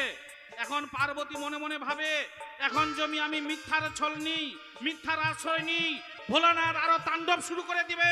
তাহলে মিথ্যার আশ্রয় না নিয়ে পার্বতী বললেন, হে প্রভু, আমি তোমার পরম ভক্তকে মেরে ফেলেছি, কেটে ফেলেছি, প্রভু তুমি আমায় ক্ষমা করো। ভোলানাথ বলে, পার্বতী তুমি একই কাজ করেছো, আমার পরম ভক্ত উদয়নাথকে তুমি মেরে ফেলেছো, কেটে ফেলেছো, এমন কি দোষ ছিল তার? বলছি প্রভু, উদয়নাথের দোষ নয়, আমার পরম ভক্ত, আমার উদয়নাথের দোষ নয় প্রভু, দোষটা সেখানে না জানি তুমি উদয়নাথের ছবল খেয়ে কবি করে মারা যাও, সেই ভয়ে তোমার পরম ভক্তকে আমি মেরে ফেলেছি। বলছে পার্বতী, তুমি আমার পরম ভক্তকে মেরে ফেলেছো, কেটে ফেলেছো, আমি যে কত কষ্ট পাচ্ছি পার্বতী, তাহলে তুমি আমার সিদ্ধি করার সব ব্যবস্থা করে দাও। যে ভক্তকে দিয়ে আমি সিদ্ধি করতাম, সে ভক্তকে তুমি মেরে ফেলেছো, কেটে ফেলেছো, তাহলে তুমি আমার সিদ্ধির ব্যবস্থা করে দাও। এবার আমি কি দিয়ে সিদ্ধি করব? পার্বতী ওই বনের মধ্যে গিয়ে গো উদয় নাগের 3 খণ্ড নিয়ে 3টি জায়গায় পুঁতে ওগো দেয়। সেখানে থেকে গাজা ভাঙ ধুতুরার সৃষ্টি ওগো। হরিবল হরিবল হরিবল। গাজা, ভোলানাথ কি সত্যি গাজা খেত বাবা? এটা নিয়ে আমাদের প্রশ্ন জেগেছে মনের মধ্যে। ভোলানাথের মধ্যে কলকি দেখতে পাই, গাজা দেখতে পাই, ভোলানাথ কি সত্যি গাজা খেত? না, ভোলানাথ গাজা খেত না। গাজা, গাজাটাকে একটু উল্টাই দেন তো বাবা, অক্ষরটা একটু কি হবে? গয়াকার বর্গার জয়াকার, গাজা, এই তো। এটাকে উল্টাই দেন একটু, কি হয়? জাগা, অনিদ্রা নিদ্রিত ঘুমিয়ে আছি আমরা, মনটাকে জাগো, কৃষ্ণ নামে মাতোয়ারা হও। ভাঙ, যে গাছার মতো কিছুটা পাতাগুলা হয়, ভাঙের গাছ, সে ভাঙ, সেই ভাঙ না। অনিদ্র নিদ্রিতায় ঘুমিয়ে আছি, কৃষ্ণ নাম না করে আমরা ঘুমিয়ে আছি, কৃষ্ণ নামে মাতোয়ারা হও, তোমরা ঘুমটা ভাঙ। এই ঘুম থেকে ভাঙাতে বলেছে আমাদের।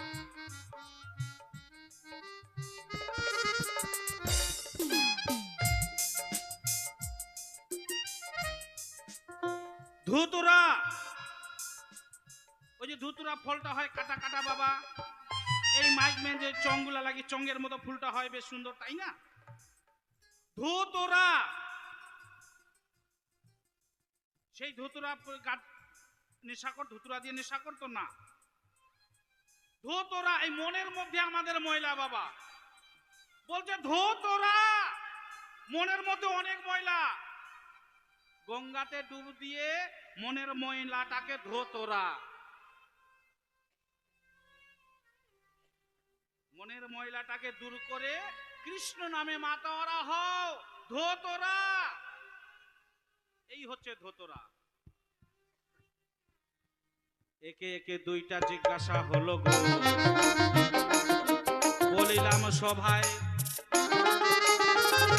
আরেকটি জিজ্ঞাসা করেছে আমার কাছে, বলিব যে তাই।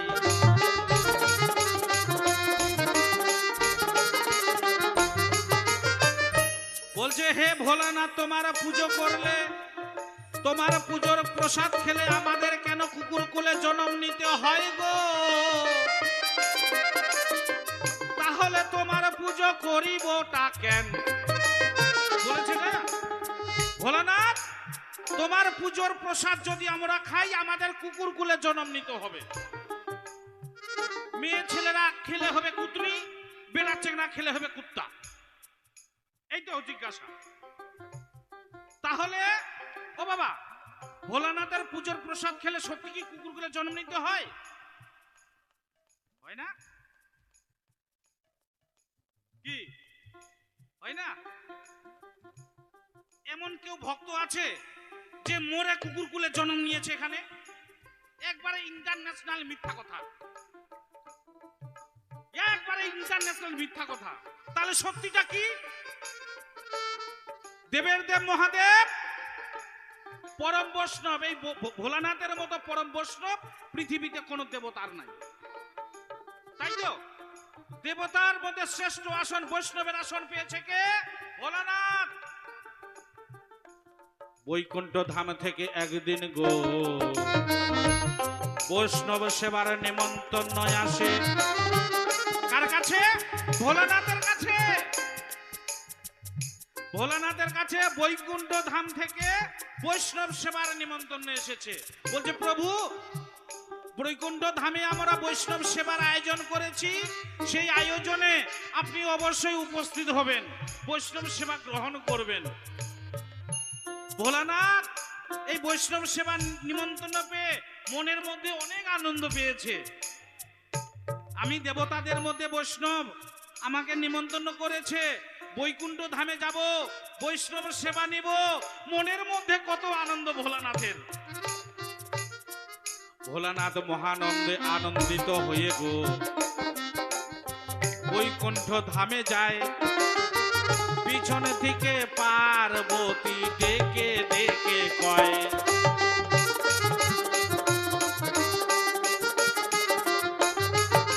বলছে, প্রভু, তোমার মনের মধ্যে এত আনন্দ কেন? তুমি কোথায় যাচ্ছ? বলছে, পার্বতী ওই বৈকুণ্ঠ ধাম থেকে বৈষ্ণব সেবার নিমন্ত্রণে এসেছে, আমি বৈষ্ণব সেবার প্রসাদ নেওয়ার জন্য বৈকুণ্ঠ ধামে যাচ্ছি, তাই মনের মধ্যে এত আনন্দ। বলছে, প্রভু, তুমি যখন বৈষ্ণব সেবা নিতে যাচ্ছ, কিঞ্চিত মাত্র প্রসাদ হলেও আমার জন্য একটু নিয়ে আসবে। ও বাবা, ও মা, আপনাদের এদিকে নাম কীর্তন হয়, এক নাম মহান নাম যজ্ঞ অনুষ্ঠান হয়, তাই না? কমিটি বাবুরা শেষের দিন খিচুড়ি প্রসাদের আয়োজন করে, করে না?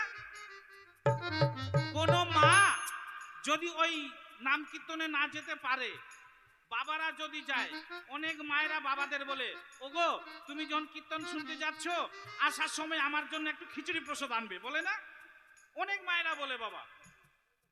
যেমন আমার বউ, সত্যি কথা বলি, খিচুড়ি এত ভালোবাসে, যদি কোথাও বাড়িতে থাকি নাম কীর্তন শুনতে যাই, বলছে, ওগো, দেখো তো যদি আজকে যদি খিচুড়ি প্রসাদ দেয় আমার জন্য একটু নিয়ে আসবে, কেমন?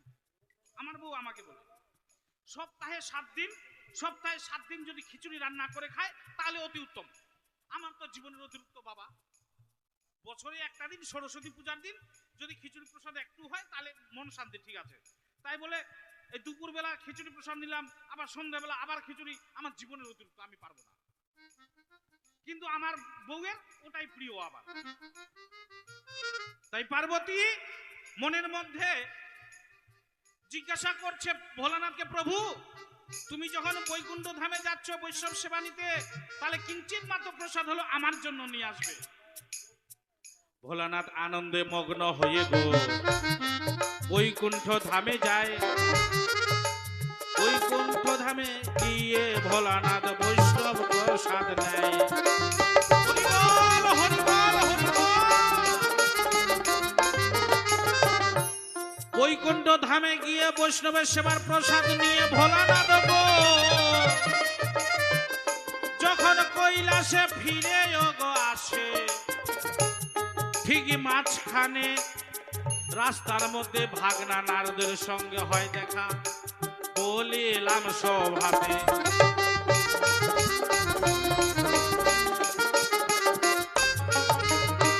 ঠিকই যখন বৈকুণ্ঠ ধাম থেকে বৈষ্ণব সেবার প্রসাদ নিয়ে যখন কৈলাসে ফিরে আসে ভোলানাথ, মাঝখানে রাস্তায় দেখা হয় ভাগনা নারদের সঙ্গে। আপনার বোন দিদি আছে? আপনার আছে? বোনের ঘরে ছেলে মেয়ে আছে? ভাগ্নে আছে? কি বলেন, ভাগ্নে বলেন না ভাগনা বলেন? ভাগনা, তাহলে কপাল ভালো।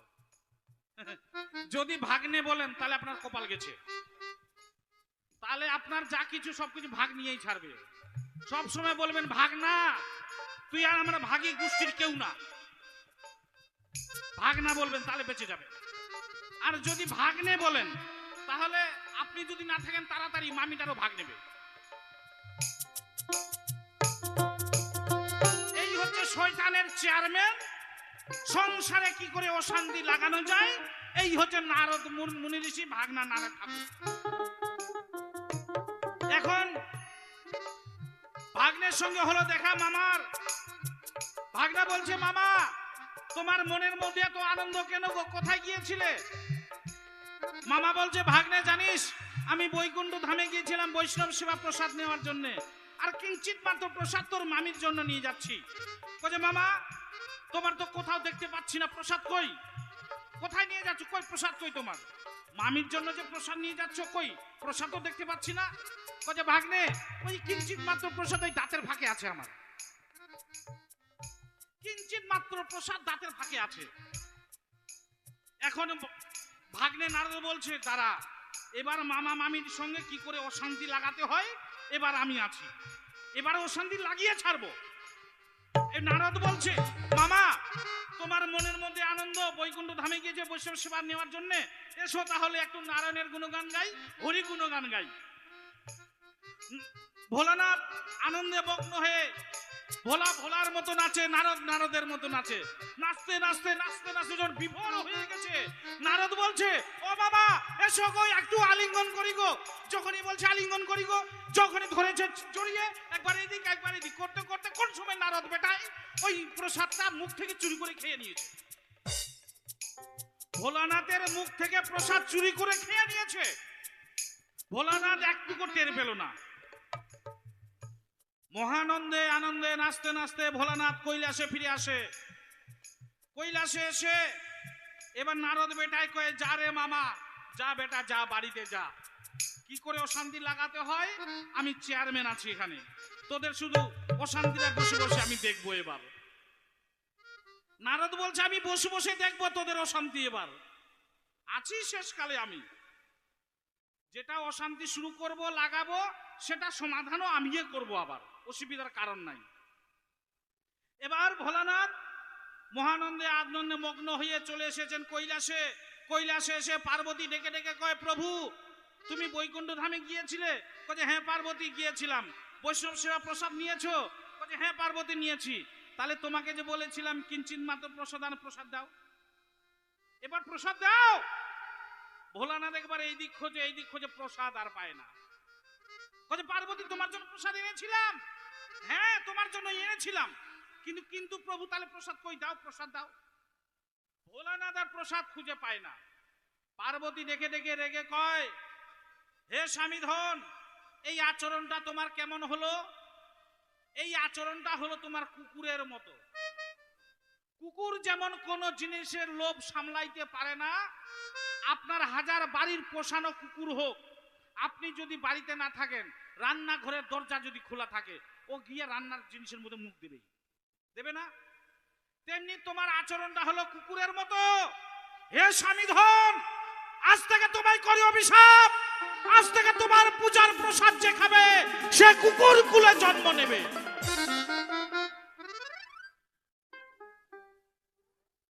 তোমার পূজার প্রসাদ যে খাবে সে কুকুর কুলে জন্ম নেবে।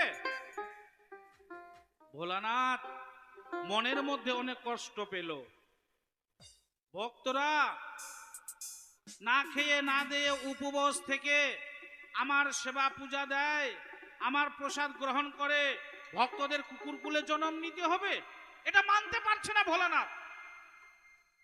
এই ভোলানাথ এই কথাটা কিছুতে মানতে পারছে না। সঙ্গে সঙ্গে সেখানে নারদ আসে। দেখুন এবার নারদ বলছে, মামা অনেক চিন্তায় চিন্তিত, তোমার ব্যাপারটা কি? বলছে, ভাগ্নে তোমার মামি আমাকে প্রসাদ আনার কথা বলেছিল, এনেছিলাম, না জানি প্রসাদটা কোন সময় মুখের মধ্যে ঢুকে গেছে, পেটের মধ্যে ঢুকে গেছে, না কোথায় গেছে বলতে পারছি না। ভোলা নারদ আর কয় না যে আমি মামা তোমার প্রসাদ চুরি করে খেয়ে নিয়েছি। কই মামা, তাহলে মামি প্রসাদ চাচ্ছে, দাও মামিকে প্রসাদ দাও। কয়ে, ভাগ্নে তোর মামি আমাকে অভিশাপ দিয়েছে, আজ থেকে আমার পূজার প্রসাদ যে খাবে সে ভক্তরা নাকি কুকুর কুলে জন্ম নেবে। কয়ে, মামা চিন্তা নেই, তুমি মনে মনে ভেবে দেখো তাই, যে পাত্রে তুমি সেবা নাও সে পাত্রে মামি আগে সেবা নেয়, তাহলে কুকুরগুলো জন্ম নিলে আগে মামি কুকুরগুলো জন্ম নেবে। আপনি যে পাত্রে যে থালার মধ্যে খাওয়া দাওয়া করে সেবা করেন সেই পাত্রে আগে কে খায়? আপনার ঘরে গিন্নি। তাহলে কুকুরগুলো জন্ম নিলে কে নেবে আগে? ঘরে বউটা। পার্বতী যখন অভিশাপ দিল আজ থেকে তোমার পূজার প্রসাদ যে খাবে সে কুকুরকুলে জন্ম নেবে, এবার ভোলানাথ বলে, হে পার্বতী তুমি মনে মনে ভেবে দেখো তাই, যে পাত্রে আমি সেবা নিই সে পাত্রে তুমি আগে সেবা নাও, তাহলে কুকুরকুলে জন্ম নিলে তুমি আগে নেবে।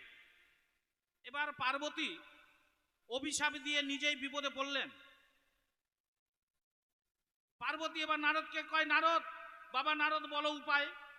বলে, মামি এবার তুমি নারায়ণের নাম স্মরণ করো, নারায়ণ এসে উপদেশ দেবে তোমাকে।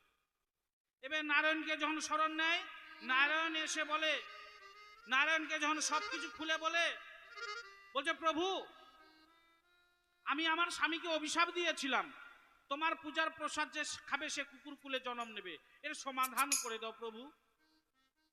নারায়ণ বলে, দেখো ভোলানাথ যখন সেবা করে, ভোলানাথ কিন্তু আমার নাম এই নারায়ণের নাম নিয়েই সেবা করে, এটা ভোলানাথের প্রসাদ নয়, সেটা আমার প্রসাদ, নারায়ণের প্রসাদ। তাই এই পূজার প্রসাদ যে খাবে, নারায়ণ ভোলানাথের প্রসাদ যে খাবে, কাউকে কুকুর কুলে জন্ম নিতে হবে না। আর যেখানে হর পার্বতী শিবলিঙ্গ গৌরী জনিপাড়ে যেখানে রয়, সেখানকার পুজোর প্রসাদ যদি ভক্তরা খায়, কুকুর কুলে কাউকে জন্ম নিতে হবে না, অনায়াসে ভবসিন্ধু হয়ে যাবে পার, জীবনটা তার ধন্য হবে। জয় জয় নিতাই গৌর সুন্দর প্রেমানন্দ, হরি বল হরি বল।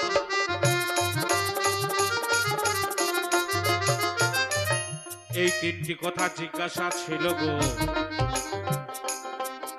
কিছু করে উত্তর করলাম দান। এবার আদ্যা শক্তি মহামায়া মা কালীর কাছে কিছু কথা করব যে দান।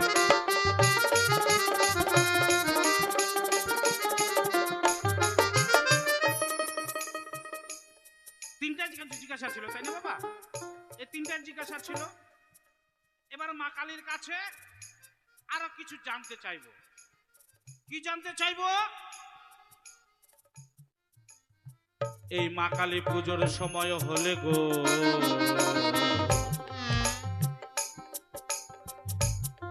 এই মা নামে আমরা জানি আদ্যা শক্তি মহামায়া মা কালী একজন মা।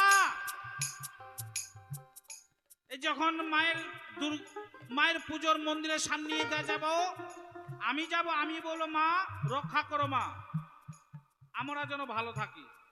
আমার বাবা যাবে, তাও বলবে মা রক্ষা করো, আমরা যেন ভালো থাকি। আমার ছেলে যাবে, আমার ছেলেও বলবে মা রক্ষা করো, সকলের মা, সকলেরই মা।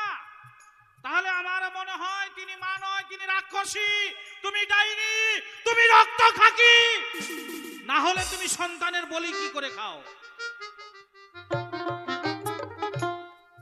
আদ্যাশক্তি মহামায়া মা কালী রাক্ষসী রক্ত খাকি ডাইনি, নইলে মা হয়ে কি করে সন্তানের বলি খেলো? যখন কালী পূজা আসে গো, মায়ের দ্বারে পাঠা বলি হয়। এই জগতে যত জীবী আছে সকলের মা আমার মা কালী, বলিলাম সভায়।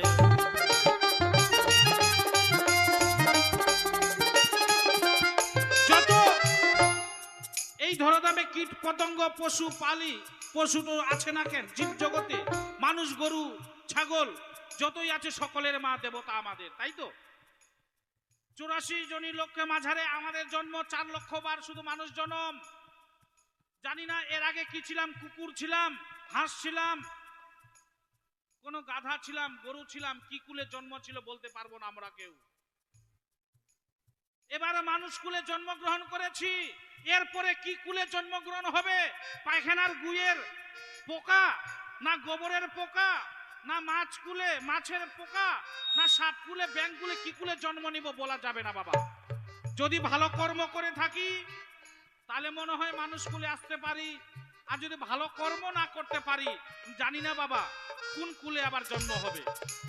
তাই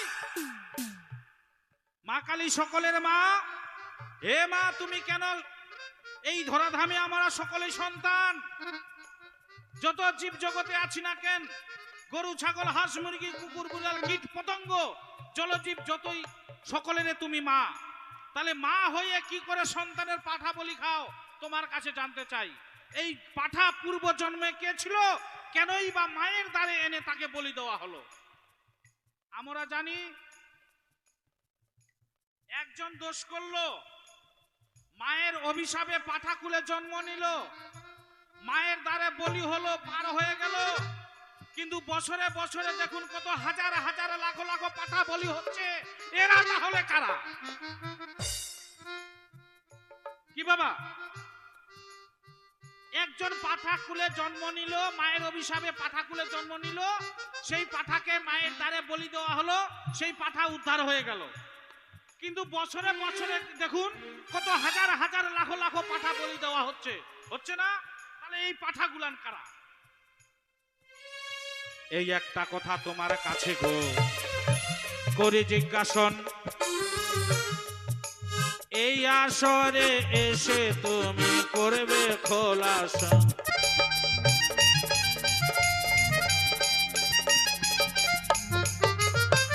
এইখানেতে গৌরীকান্ত রাধাকান্ত শরীর প্রেমানন্দে সবাই মিলে বলুন হরি হরি হরি বল হরি বল হরি বল হরি বল।